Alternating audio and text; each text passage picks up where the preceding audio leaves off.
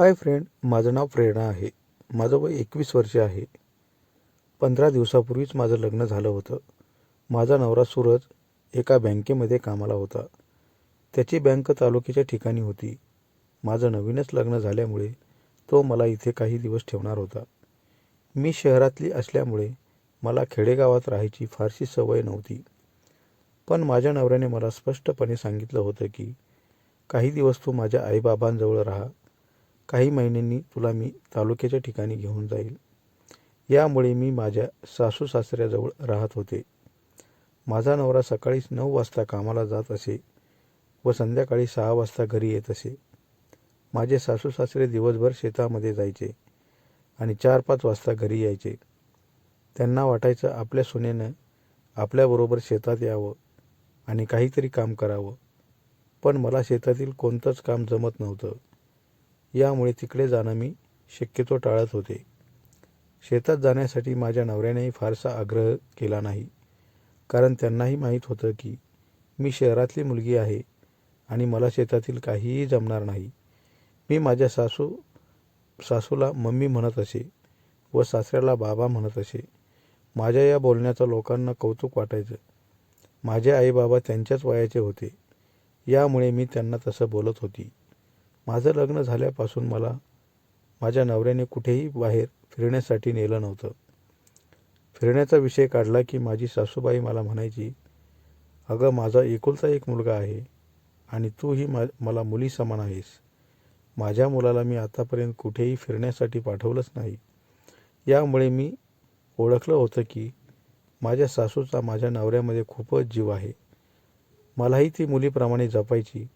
पण कधीकधी शेतातील कामाचा ताण आला की माझ्यासमोर बडबडही करायची.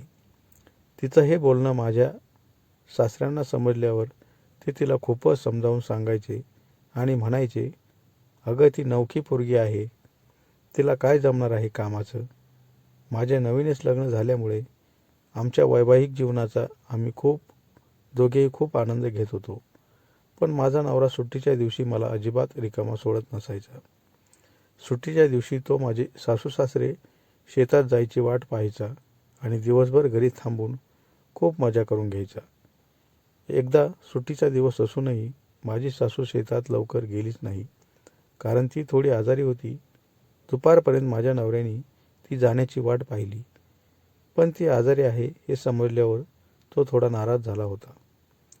सासूबाई बाहेरच्या पडवीत झोपल्या होत्या आणि तो मला आमच्या बेडरूमकडे ओढत होता.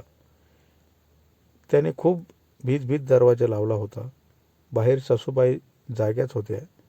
यामुळे मला खूप भीती वाटत होती आणि मी मग माझ्या नवऱ्याला म्हणाले, थोडं हळू, मम्मी येईल अचानक. पण माझ्या या बोलण्याकडे माझ्या नवऱ्याने पूर्ण दुर्लक्ष केलं होतं, कारण त्याला यावेळी फक्त माझी गरज होती. 1 तासाने आम्ही बाहेर आल्यावर पडवीत पाहिलं तर माझ्या सासूबाई उठून बसल्या होत्या. मी त्या बाबतीत खूप लाजणारी मुलगी होती. यामुळे मला वाटलं, आपला आवाज तर सासूबाईंनी ऐकला नाही ना. माझा नवराही बाहेर यायला थोडं लाजल्यासारखं होत होता, कारण त्यालाही वाटलं आपल्या आईने सगळं ऐकलं असेल. त्या दिवशी आम्ही दोघांनाही खूप लाजल्यासारखं झालं होतं. यामुळे मी माझ्या नवऱ्याला स्पष्टपणे सांगून टाकलं होतं की आजपासून दिवसा बंद, काय असेल ते रात्रीच. माझ्या नवऱ्याने हा नियम पाळला. यामुळे सुट्टीच्या दिवशी दिवसा नाही मिळालं तरी तो फारसा नाराज होत नव्हता.